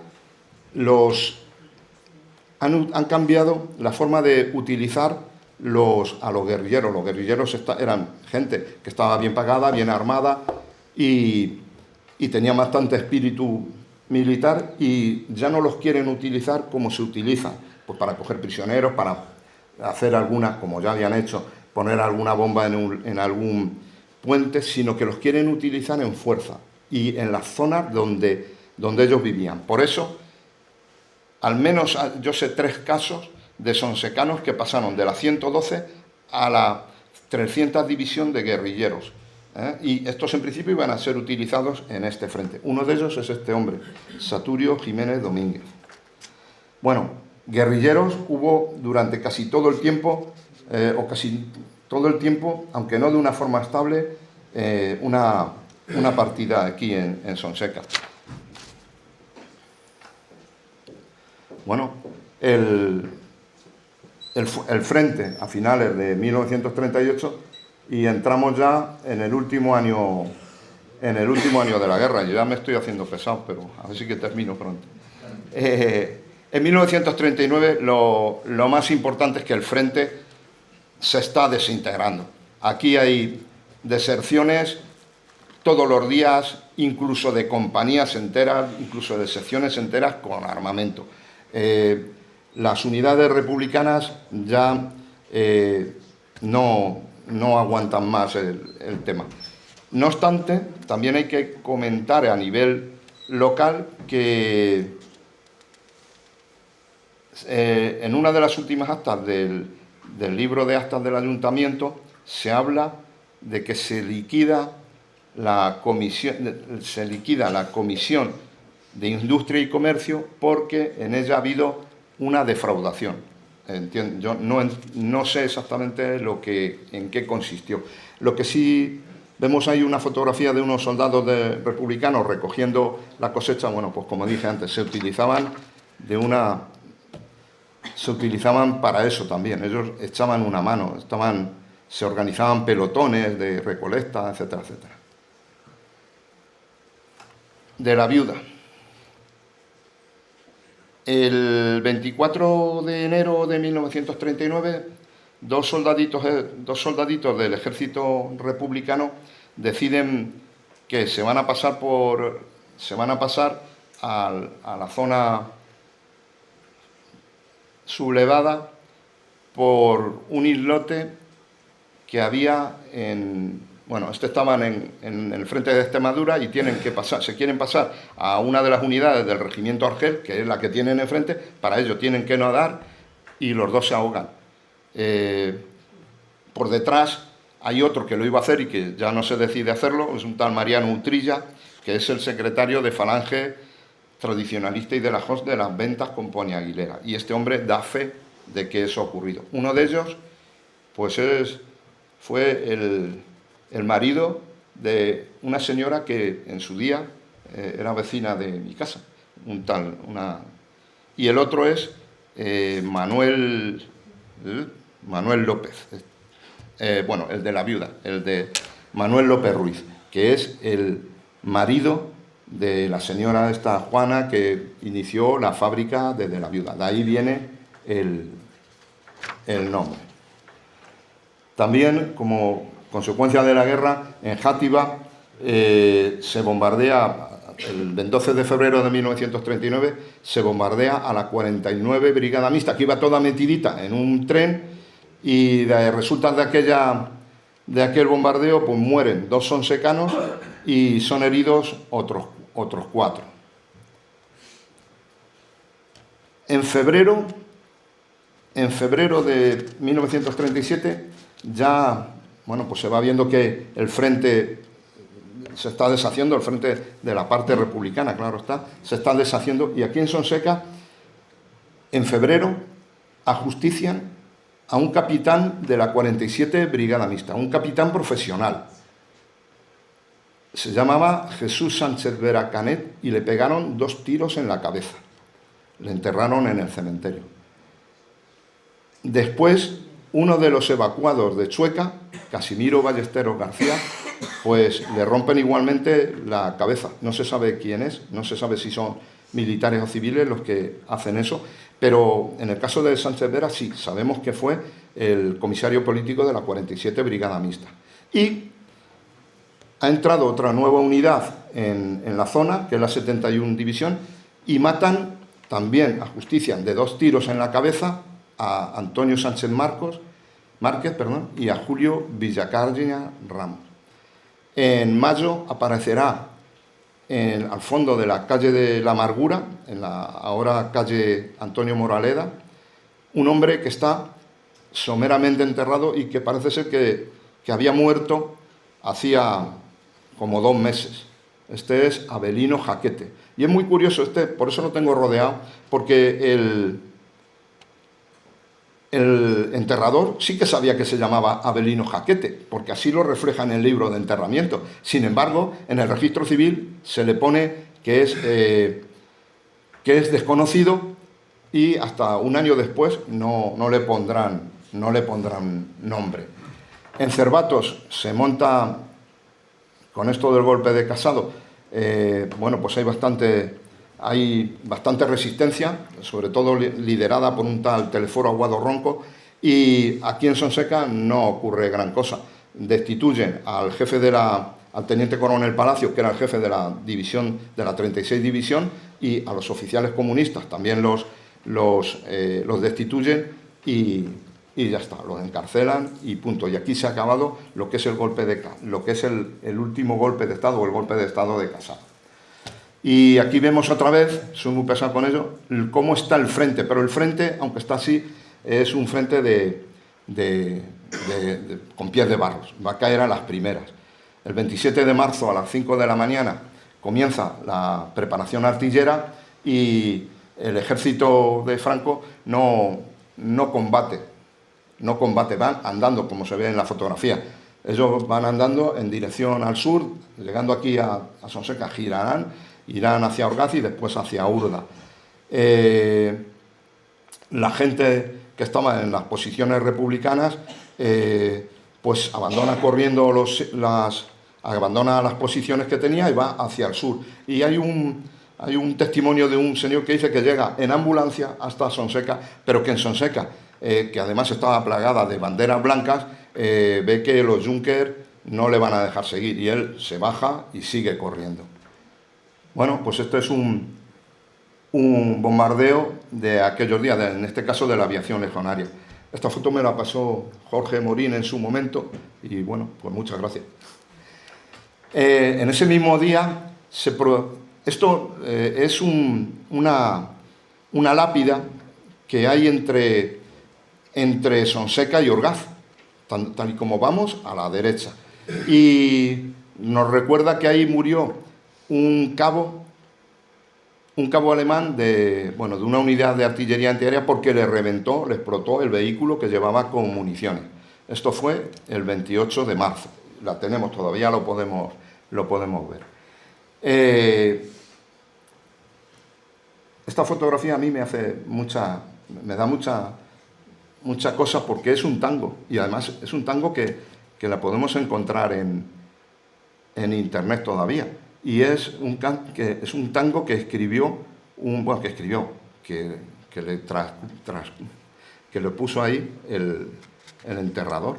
Bueno, decir que ya en el primer día de Sonseca, fuera del terreno del Ejército Popular de la República, se ordena que todo el mundo que no esté en su casa y que esté en otra casa diferente a la suya, que la abandone y que los desplazados se vuelvan a su sitio, a su casa. Las alhajas de la Virgen y las alhajas de la Virgen y los cheques que tenían los previsores del porvenir, las acciones que tenían los provisores del porvenir, aparecen porque lo habían ido llevando no Sonseca, sino los diferentes órganos de la República, los habían llevado a Gerona, al castillo de San Fernando, en Figueras. Y ahí pues recogen varias cajas que tienen el nombre de Sonseca, Jofrín, tal, y bueno, pues están ahí, después volverán al pueblo. Una vez que acabó la guerra, no acabó para todo el mundo. Hubo españoles que terminaron en Mauthausen y en Buchenwald. En el caso de Gregorio Dorado, pues murió en Gusen. El otro que estuvo en Mauthausen es Santiago Benítez Marín, que es el de la foto. Y bueno, estos dos estuvieron desde Dunkerque, pasando por Polonia, y al final terminaron en Mauthausen. Y en Buchenwald estuvo Abel Carretero Martínez, que era teniente de artillería en Campania, y era hijo de Gerardo Carretero, que lo hemos visto antes. Hay dos que yo no me cuadran. Uno es Jesús García Moreno, que se casó en Sonseca en en agosto, septiembre, y después aparece en Buchenwald. Y hay un sonsecano que estuvo también en la invasión del Valle de Arán, en la operación Reconquista. Este se entregó a las autoridades y dijo que se había incorporado a la operación Reconquista esta porque su hija, se habían, digamos que, enganchado a ella, él, su hijo y su hija. Y dice que se había enganchado a este tema porque la hija había convivido con un alemán. Entonces, pues, todos sabemos lo que ocurrió ahí y bueno, pues es que se había apuntado ahí. Y después también hubo sonsecanos en la División Azul. 2 tenientes coroneles, Crescencio Pérez Bolumburu y Alberto Rodríguez Cano Moreno, que le vimos que era el tío de Jaime Bercois, y un soldado que no sé nada de él, porque los apellidos que tiene son difíciles, José Sánchez Sánchez. Y siento el peñazo, hasta aquí mi perorata. Muchas gracias.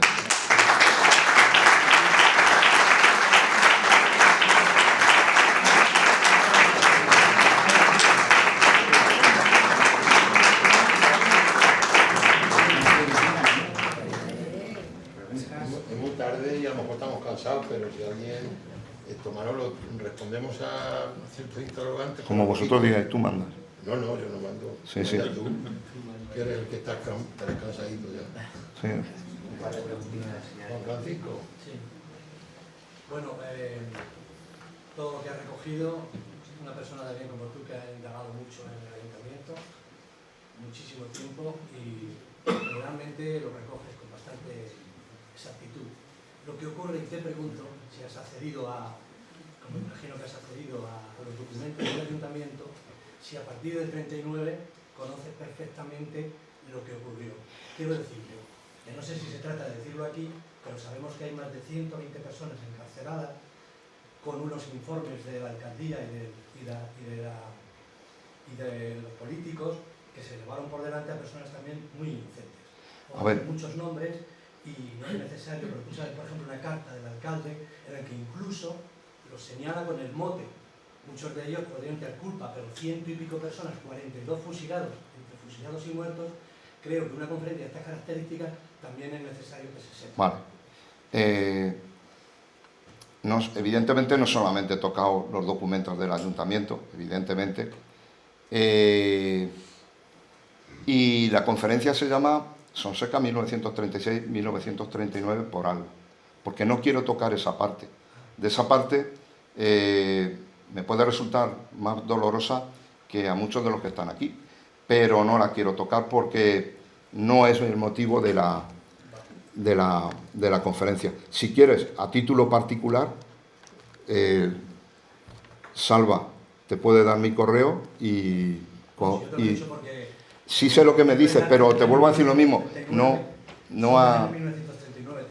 Sí, pero... La famosa esa carta del alcalde diciendo uno por uno quién ha sido el que ha matado al otro, y etcétera, etcétera. te vuelvo a decir lo mismo. Muy bien. Si quieres, a título particular, lo que tú quieras. Pero la conferencia es hasta el 39, en este caso, hasta el 1 de abril de 1939, y nada más. Sí, es una pena porque hay alcaldes, por ejemplo, José Camuñas, que es una figura que murió en el Alcázar. Bueno, pues es... El propio Lago lo reconoce en su manuscrito. Yo... Una persona que intentó salvar a muchos torsecanos. Yo te invito a que tú tomes las riendas en una conferencia de ese tipo. Yo no es el tema de mi conferencia, he procurado no dar nombres y de este tema, pues ya te digo, no quiero hablar. ¿Morín? Bueno, por cambiar un poco de tercio, en el tema del bombardeo del 36, ¿no? Sí. Si es italiano, pues es fácil de saber, porque se conservan todos los bombardeos en el Ministerio Aeronáutico. Yo miré en su día, seguro que lo tengo, y a partir del año 37, te lo comento un poco por eso, los italianos después de Guadalajara hacen ortofotos de todos los bombardeos, antes, durante y después. Y es una oportunidad buena para, seguramente, la primera imagen que tenemos de Sonseca sea de un bombardeo italiano, seguro que en la ofensiva del 39 existe. Sí, perdona, esta es del 39, esta es de febrero del 39, y también tengo alguna, pero se ve de otra manera, no se ve tan bien, de la Legión Cóndor. A mí esta fotografía, que es insisto, que creo que pone ahí que es de febrero del 39, a mí me encanta. Porque es una ortofoto, es una pieza, un documento fantástico. Sí. Y luego solo un comentario de la batalla del Cerro de los Palos a Yagüe, solo se le autoriza la salida por el puente San Martín. Porque no le autorizan a hacer una doble cabeza de puente. Sí, después... Claro, lo hace con unas unidades pues, de estas con la sexta bandera de la Legión, la novena. Y ahí lo que pasa es que el contraataque que hace Lister, que tiene los T-26, es brutal, porque le mete a la sexta bandera 30 T-26 y ahí está Orozco, ¿no? Que bueno, prácticamente la oficialidad desaparece por completo. solo sobre Orejo, que es alférez provisional y a la Lorea de San Fernando. Sí, en general y ahí Orejo por más. vez primera, pues seguramente ya están los Flash K88 como anticarro y los usan. Por eso el telegrama de Franco, que sí es incomprensible, de mayo de 37, que dice: no se usen las armas anticarro, antiaéreas como anticarro, ¿no? Bueno, que es un episodio que ya... Y luego, una cosa que ya Lister tenía enfilado Uribarri en su memoria, a caer de un burro. Sí, sí. De hecho, Uribarri, como bien sabes, huye de la zona, se va hacia Valencia y le nombrarán, porque parece ser que tenía alguien que le cubría las espaldas, le nombrarán el jefe del Servicio de Información Militar. Después ya huirá otra vez, le volverán a coger, etcétera, etcétera. Pero sí, Lister le tenía bastante filado. Y a lo que estaba ocurriendo en Mora. De hecho, si no me equivoco mucho, corrígeme por favor si así lo hago, si hay tantos fallecidos en Mora en ese momento, es porque todos estaban bajo el ala de Uribarri y se habían afiliado. Por eso dicen que si matan a muchos de la CNT allí en Mora, la gente de derecha se había apuntado o se había afiliado a CNT porque era eran los únicos que no le pedían antecedentes. Pues sí, gracias por la protección. Moreno. Nada, solo lo primero decirte que me parece súper sorprendente la cantidad de datos de verdad que has llegado a decir, que no sé cómo aunque tengas por ahí algún apunte de verdad, has conseguido decir tanto, que te doy la enhorabuena de verdad. Y únicamente como un único apunte para añadir como una pelín más de información, uno de los tenientes que lucha en la División Azul, de los que has dicho, es hijo además de don César Pérez, que el médico que muere en el 18 es hijo de don César y doña Carmen, que bueno, doña Carmen, ese apellido tan sorprendente, el Bolumburu, porque es puertorriqueño. Bueno, entiendo que debes de ser familia de los Bolumburu. No tengo nada, bueno, nada que ver. César Pérez Bolumburu, yo creo, corrígeme si no es así, yo creo que es hermano, no hijo. No, es decir, ¿es hijo? Es hijo, sí. Vale, pues yo pensé que era hermano, porque se apellidan igual. César Pérez Bolumburu y el otro es Crescencio Pérez Bolumburu. En ambos casos, uno ingresa en la academia ya por el 1907, he puesto la foto, y efectivamente, el Bolumburu, yo no sé si era puertorriqueña, como has dicho, lo que sí sé es que o provienen de un médico que apareció en Sonseca allá por el 1855, más o menos cuando fallece Manuel Julián García de Grajales. Y este hombre, que por eso he puesto la lápida, pide irse de Sonseca porque aquí le fallece un hijo de varios meses de edad, que no tenía, y el tío pues se queda, y de ahí viene ese apellido, el apellido Bulumburu. No sé si era puertorriqueña o no. En este caso sí, esa mujer es puertorriqueña, don César, que cuando estudia en Madrid y pasan por Guadalajara, tienen a varios hijos, entre ellos a Narciso, a César, también al teniente, que no recuerdo ahora mismo de quién es el nombre, pero claro, don César el médico, lo que es el médico, fallece en el 18, lo que pasa es que dos de sus hijos luego son médicos igualmente, como don Narciso, que se va a Turleque, que también es médico, y en este caso el que huye en la guerra es hijo, por eso tiene los mismos apellidos, pero esa mujer es nacida en Puerto Rico. Sí, pero... No sé cómo llegará aquí en ningún momento, no sé cómo llega, pero sí que ellas sí que llegan a... En 1855 ya estaba el apellido Pérez, el apellido Bulumburu en Sonseca. Bueno, No, ya has visto... Dime. Otra y nos vamos, ¿os parece?